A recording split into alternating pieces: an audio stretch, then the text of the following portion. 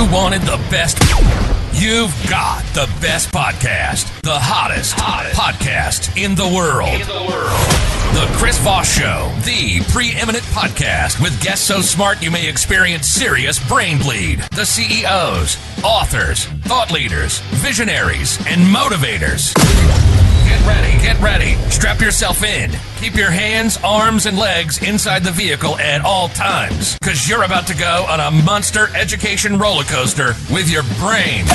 Now, here's your host, Chris Voss. Hi, folks. Chris Voss here from thechrisvossshow.com, thechrisvossshow.com. Hey, welcome to the big show. We certainly appreciate it. Our family and friends, the Chris Voss Show family, the family that loves you but doesn't judge you.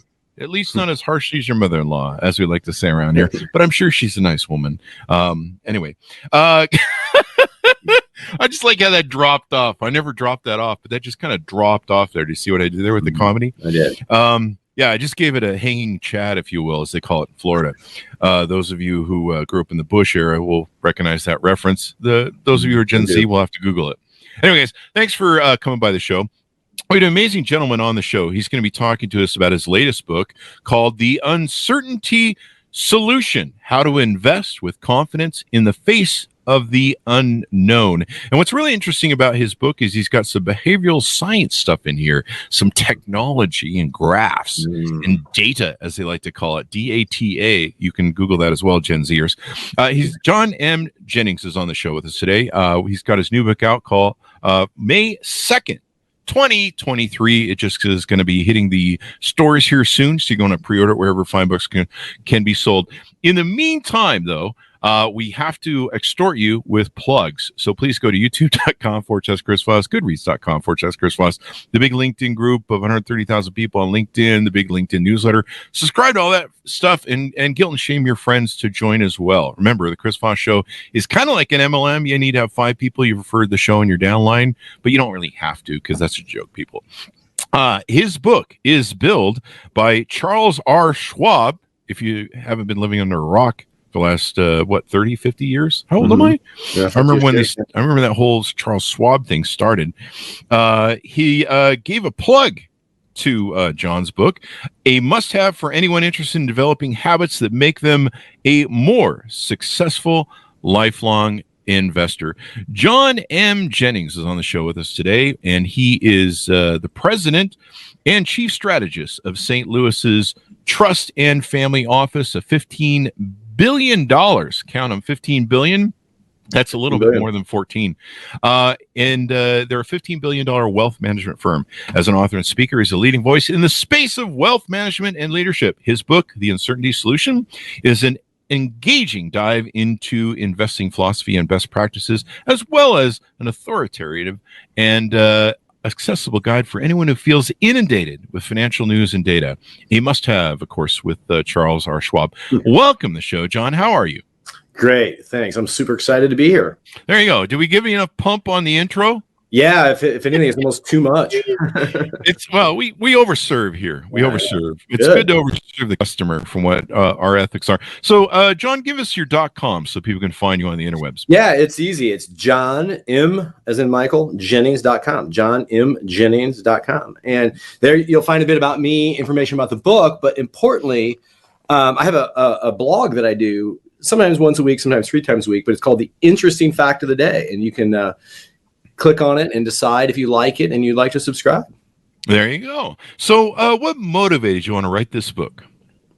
Yeah, I've thought I've had a book in me for a while, and it's really my main motivation is to tell people, I don't know, the truth about the wealth management industry.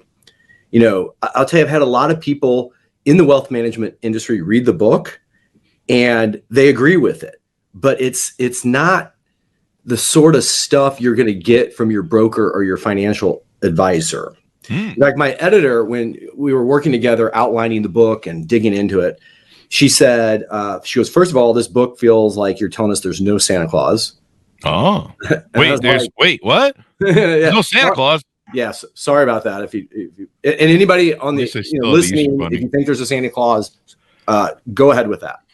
There you go. I'm pretty sure they don't allow children to listen to this show, but at least they still have the Easter Bunny. Exactly. Easter Bunny is alive and well, hopping around. And she said, is this book going to be controversial? Are people in the investment industry going to get mad at you? And I said, no. At least the erudite ones, the well-read ones will agree with it. It's just, in fact, I tell a story in there of going to lunch with a broker, and, we were talking about investing and different things. And he just said, he goes, wow, I wish we could invest like you do. But because you're a family office and you're providing all these services, you can do basically the right thing. Whereas I have to spend all my time justifying my existence and selling. So I really wanted to help people see through all the noise. And secondly, we all deal with uncertainty, are inundated with it, but especially in the financial markets, it's in the economy, it's constant. And to help people have less worry, less anxiety around uncertainty in finance and the investment in the investment world. That was really the motivation. There you go. Yeah. So you wrote the book, and I think what's interesting, and I pitched that at the beginning because I think it's unique, is the behavioral science sort of aspect. Do I have that correct? Yeah, absolutely. And it's not, straight up psychology as much as it is really mental models. And if people aren't familiar with mental models, it was a concept pioneered by Charlie Munger, who is Warren Buffett's business partner, not as famous as Warren, but he's known for his wisdom. And in 1994, he gave a speech at USC's business school about how to be wise and make good decisions. And he said, you have to have mental models. So these are models about how the world really works that are in your head. And he said, you need to have about 80 or 90 of them. And you need to know which ones to pull out when, right? And so what I love this concept and studied a lot about mental models outside of investing. But then what I realized is what separates successful, good investors from those that aren't as successful or more worried is that the successful ones have these mental models. Mm-hmm. So they create this latticework of mental models. And when they experience uncertainty, they're able to, maybe not get rid of uncertainty, but focus on what they do know is real and correct and make good decisions and practice good behavior. Mm-hmm. Because successful investing is mostly about behavior. Yeah, and you have markets that, technically everyone's supposed to buy low, sell high. Yeah. That's a base one of the formats. But people will buy on when everyone's buying, mm-hmm. and they'll buy in. And then they'll sell when everyone's selling. And It seems like a lot of people that are smart, Warren Buffett and others, they buy in times when they see the models changing and kind of go against the market. Yeah, Warren Buffett famously said, be fearful when others are greedy and greedy when others are fearful. And that's an example of a mental model. I mentioned in my book, it's not one of my main ones, but that's incredibly wise. And it's true, mm-hmm. and that it's wise. Because it's simple, but it's not easy to do. There you go. That's really, good investing is simple, but not easy. There you go. Well, you're always predicting the market, and it's kind of a form of gambling, although it's really, not a form of gambling. You can have better odds in your favor if you play the market right and visualize some of the things you're talking about. My psychiatrist, as a side, refers to me as a mental model, but I think that's kind of a negative term for that reason. Yeah. Well, so my psychiatrist therapist, who's both, he's hugs and drugs, is pretty great. He gets a big shout out at my acknowledgments. Without him, I would not have written this book. There you go. There you go. Well, that's there's something to be said about those good drugs. So give us some tease outs. What are some examples of you've designed 35 mental models in the book? Yeah. Give us some tease outs, maybe, of some of those. And I'll tell you, there's a lot of it, what I think are important ones. But let me give you the one that I think is the most important. So, like, if you're a listener and you're like, okay, I'm not going to buy this book, but what can I take away from listening to the show? It's this one. In the middle model is called "The Stock Market is Not the Economy." And here's what I mean by this. Economic growth, or what's going on in the stock market, or in the economy, has zero correlation to what the stock market is doing. So mm-hmm. going back to World War II, it's basically zero correlation. It's 0.03. It means that they're random. So the economy can be doing great and growing, and the stock market can be down, and the economy can be in recession, and the stock market is up. Yeah. So it doesn't tell you what the stock market's going to do. In fact, it's the opposite. The stock market tells you, not perfectly, but somewhat predicts what's going to happen in the economy. And you know, as an investor, you'd prefer to have it flipped, right? Mm-hmm. If you said, hey, you know, I see that, this or that, unemployment's going up or our growth is going down, we may be entering a recession. You can't say, oh, well, now I should buy or sell stocks. Mm-hmm. Instead, it predicts what's going to happen in the economy. And let me give you some examples of how this works. So remember the financial crisis, 08, 09. Mm-hmm. The bottom was March 9th, 2009. We were down 57% from the high. And at that time period, the news was bad and was still getting worse. Like if you remember back, things were horrible. Yeah. Like unemployment still was the recession was still happening. Unemployment was still growing. It didn't peak for 6 months later. We had the sovereign debt crisis over in Europe. We had the U.S. Treasuries downgraded in 2011. The news was horrible. Mm-hmm. Yet the market bottomed and increased about 640% from then until end of 2022. And then during COVID, so the market in 2020 bottomed on March 23rd. And at that point, we had 1,000 COVID deaths. Mm-hmm. The NBA was still playing. so was the NHL. You could still travel. And if someone on March 23rd, 2020 would have said, okay, I know this for certain. We're going to have all these COVID deaths and, the international travel is going to be shut down and sports leagues are going to be shut down and industries are going to be decimated and unemployment is going to jump to nearly 15% and it's going to be just chaos. I think we all would be like, okay, I'm taking the money out of the market. But that was the bottom. It was up 70% from March 23rd to the end of the year. So the thing to take is the stock market moves in advance of what happens in the real world or the economy. And so the thing to take from this mental model is when you feel uncertain about what's going on in the economy, what's going to happen with inflation? Is the Fed going to continue to raise rates? Are they going to cut rates? What's going to happen with what's going on in Ukraine or anything else politically that's going to affect, are there going to be tax increases? Even if you had a crystal ball and you knew those economic things, it's not going to tell you what is going to happen in the stock market. And on one hand, you'd go, well, that's horrible. I want to know what's going to happen. But it's better to know the reality of it wouldn't help me even if I knew. And then what you do is you invest as if you don't know because you don't. And you invest in a disciplined long-term way without trying to worry about what's going on day to day or it's going to happen next month or next year. And I think a lot of successful models for that, Warren Buffett and stuff. I mean, people invest for long term, right?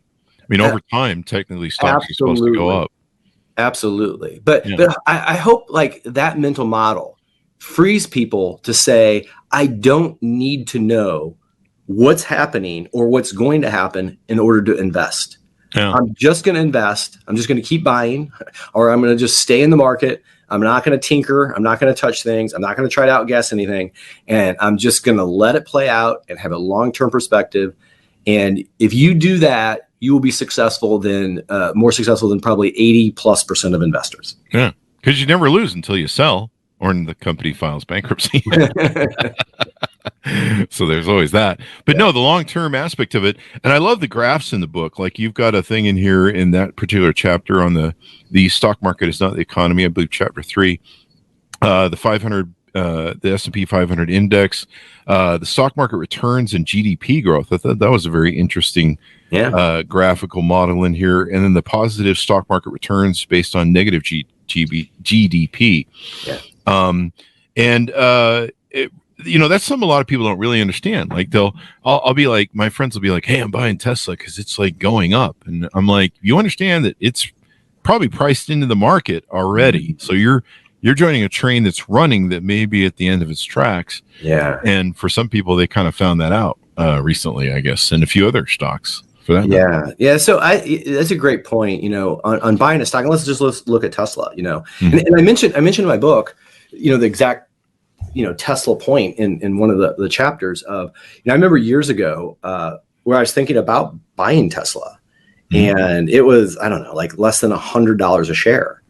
And I didn't. And then it was up, like 1,000% or whatever it was. And I looked back and thought, wow, I really should have bought Tesla, and I didn't. And, I think, at the time, the Model 3, which was going to be the company savior and then was, had production problems and it was delayed. And they were talking about, that it was going to be sold for scraps or Apple might buy it. And that Elon Musk's vision was fanciful. And, I think it behooves us to all remember, when we look back, like, what did you actually know at the time? And then when you're at that time, you got to ask yourself, do I know something that isn't widely known that is correct? And the chances are, with like a 99% certainty, you don't, with a publicly traded stock. I mean, the information about that stock is going to be widely known.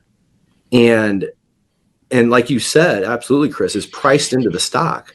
So if you buy or if you sell based on what you think you're likely just going to be lucky or unlucky in the future. It's not that you actually know something that the other buyers or sellers of the stock don't already know.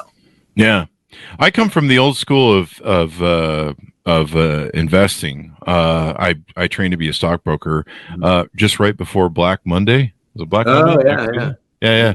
That didn't work out so good at moving into the field. But, I used to get the big, thick things mailed to you with all the stock charts and stuff from those days. Back I made some pretty good money doing .com trading, and I knew how to get out of at the top of it, and did. I made my mom like about 4, 5, 6 times or something in AOL. Oh, nice, yeah. And so what about PE ratios? Do you address that in their book? Because I came from that world that I was setting up there where nothing over 15 was good, and gold was never supposed to go over 800. So that's a good point. Price to earnings ratio. So that tells you how relatively cheap or expensive the market is, or an individual stock. Mm-hmm. And it's interesting when you Vanguard did this great study looking at stock market returns going back to 1926, like 1926 to 2012, and they looked at rolling 1-year periods and rolling 10-year periods, and they said for each period, we want to see what things predict, basically, what's the stock market's going to do. It's not quite prediction, but it's something called R squared. It's how much one variable relates to another, but you can think of it as prediction. And they looked at a wide range of things. And what they found is what's most predictive of the stock market as a whole. They looked at the S&P 500, and it's somewhat true of individual stocks, is its price to earnings ratio. A lower to price to earnings ratio translates into higher future returns over the next 10 years, not over the next year. There was nothing predictive of what's going to happen next year. But price to earnings ratios were the most predictive of anything they looked at, of what the stock market's going to do over the next 10 years. But it was only at about a 0.4. In other words, the price to earnings ratios only explain about 40% of the next 10 years return. And that was the best. So let me tell you what's less good than this 0.4. Mm-hmm. So there's things like looking at the it was looking at debt to GDP. So that was a lot less predictive. It was looking at something that's called the Fed model, which is when the dividend yield on stocks is greater than treasuries. That was like a 0.1. They looked at rainfall. Okay, this is a dummy variable. Rainfall, while it does have an economic effect, should have nothing to do with what the stock market does.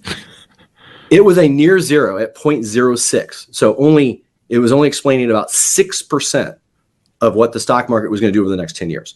Wow. But I'm going to tell you the things that were less predictive than rainfall. Are you ready? Yeah. Okay. Treasury yields. Really? Treasury yields. Everyone cites that crap. Earnings growth. Oh, wow. Trend GDP growth.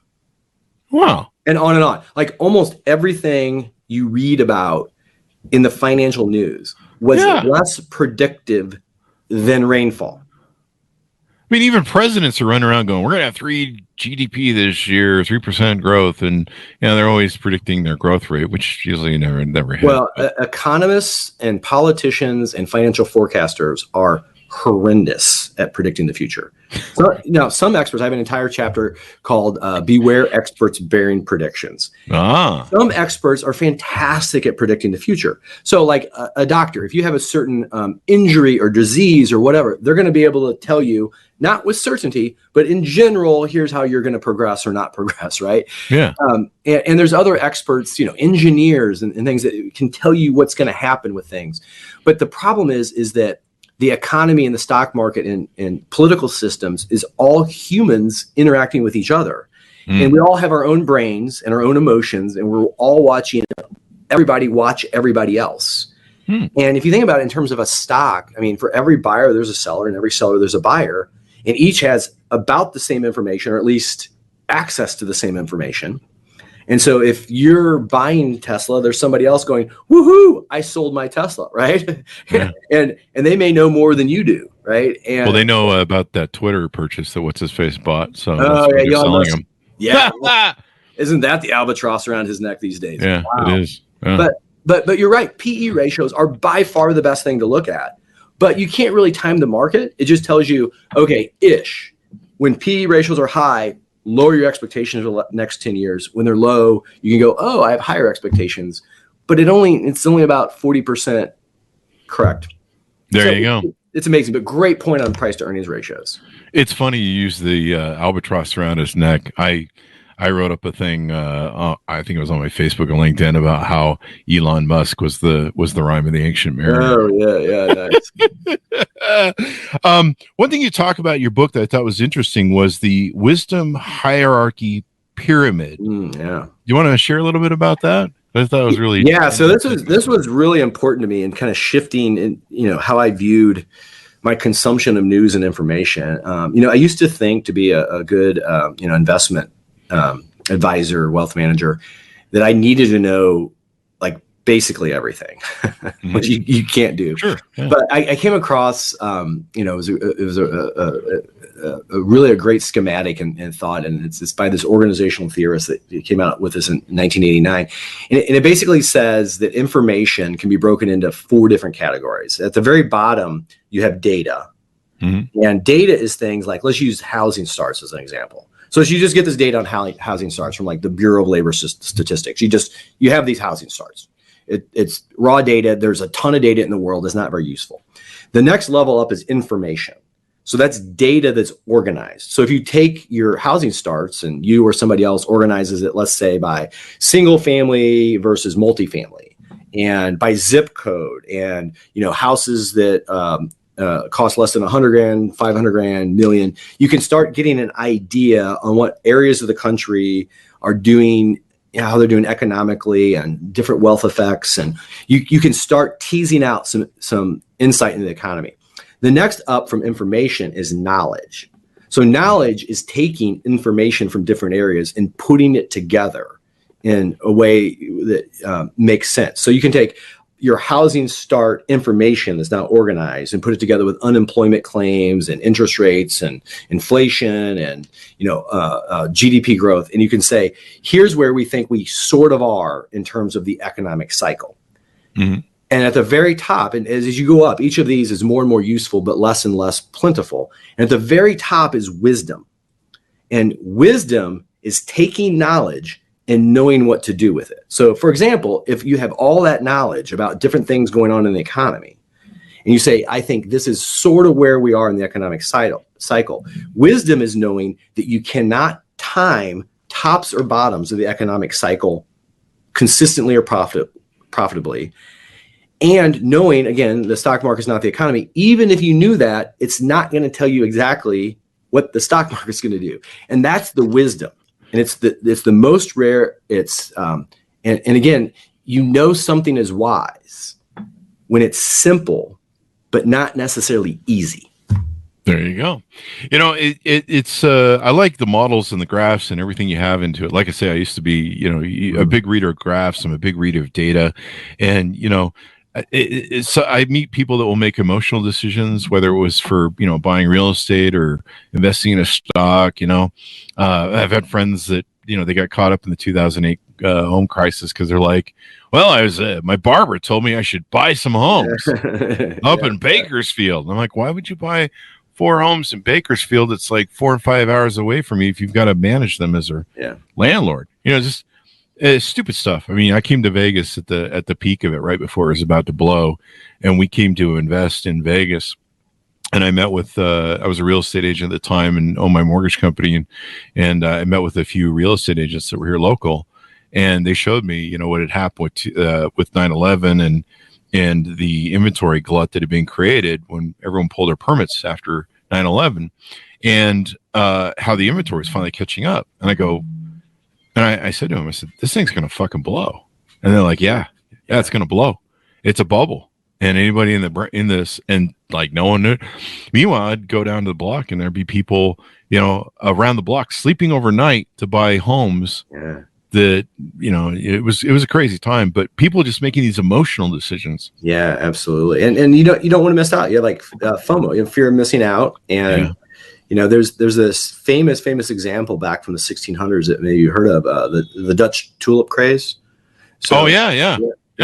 So it's a situation where, for whatever reason, tulip bulbs, not the tulips themselves, but like the bulb, they became incredibly valuable. Where you could buy and sell a tulip bulb for 10 and then 100 times like what the average laborer in Holland made in a year, and people speculated and they took out loans and they bought all these bulbs. And the reason was kind of the greater fool theory. They thought it was going to go up and up and up and up. And then, at some point, people stopped buying and the bottom fell out of it. And there was widespread financial ruin. And, at every time something like this happens, we think we learn, like after the .com crash, we're like, oh, we've learned. And after the financial crisis, we've learned. But it's just it's human nature. If we think, and you can look at, some of the meme stocks, the things that, that happened with, like AMC and people doing stuff on Robinhood, some of these cryptocurrencies, Dogecoin that is, was put out there as a joke. Elon tweets about it and it goes up 1,000%. And, if it doesn't have any financial substance to it, you're really just buying it because you think somebody else is going to buy it. The NFT craze, which is, kind of people lost their shirts on. And it's unbelievable. There you go. Well, all the more reason to buy your book and learn data and approach it from a behavioral science, because when you understand human nature and human behavior, that makes all the difference. Fun fact, we were actually going to call the Chris Voss Show podcast the Greater Fool Theory. Oh, were you really? That was our, and we probably should have, looking back over the last 14 years. At least it would have described me, at least, for the thing. But we decided to go with Chris Voss Show. Anything more you want to tease out, John, before we go? Let me tell you one other thing. Let's talk about like the power of being inactive. I'm going to tell you a really fun example of this. So these academics somehow got a discount brokerage who's not named in the study to give them 10 years of data on 35,000 accounts. Wow. And what they wanted to do is see which gender invests better. And the study was called Boys Will Be Boys. And what they found is that the best investors were single females. Wow. Followed by married women. So the women were pulled down by their husbands. Followed by married men, so they were pulled up by their wives, and then at the bottom were single males. And the researchers were like, "Why is this the case?" And what they found is both genders, regardless of marital status, were about equally as bad at investing. So, on average, every time they sold something and bought something else, they lost money. Wow. Like what they sold, they should have kept instead of what they bought. Okay, so every trade they lost money on average.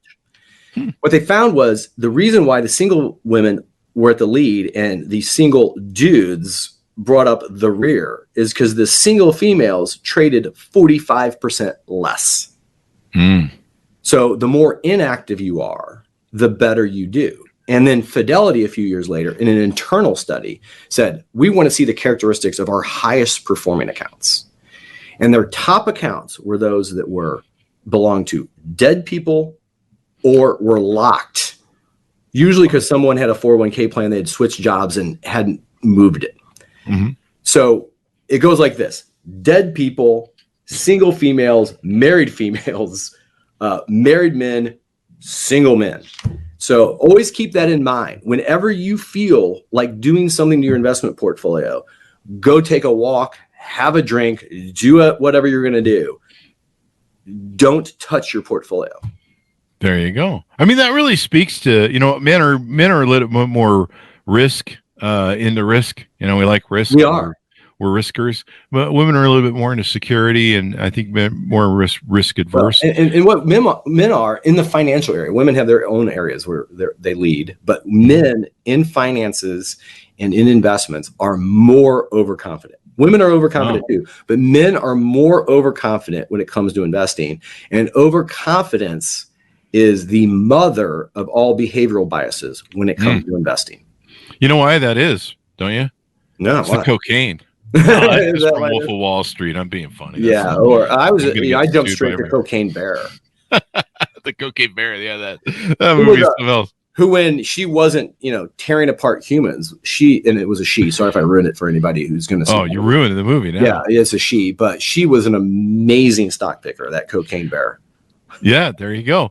Note to self: hire a firm to manage my money that's got dead people in it. Wait, is that JP Morgan? Yeah, exactly. I don't know. That's not a plug for JP Morgan people. Anyway, I'm sure they're fine people over there. But JP Morgan. Get sued. JP Morgan is a great firm and a very strong bank. Yeah, you could do worse. Yeah, and it's but it's good you have these models. Human nature is an interesting thing. Behavior is an interesting thing. I've been unfortunately studying it myself and in my actions and other people's actions for 55 years now. Yeah. So the more I learn about people, the more I enjoy my dogs. Well, John, it's been wonderful to have you on the show. Thank you very much for coming on. Oh, great. Thanks for having me. This has been fun. Thank you. And thanks, Mountites, for tuning in. Order up the book wherever fine books are sold. And John, real quick, let me get a .com out of you so we can get your plug in there at the end. Yeah, great. It's John M as in Michael Jennings.com. JohnMJennings.com. There you go. Order up the book wherever fine books are sold. But stay away from those alleyway bookstores. They're kind of dangerous, man. I had to get a tetanus shot after stepping on a nail in one. Anyway, fine books are sold. The Uncertainty Solution: How to Invest with Confidence in the Face of the Unknown. I should have had this sort of stuff for my first 7 marriages. John M. Jennings' his book is out May 2nd, 2023. Thanks for tuning in. Be good to each other. Stay safe. And we'll see you guys next time. You are a riot, Chris.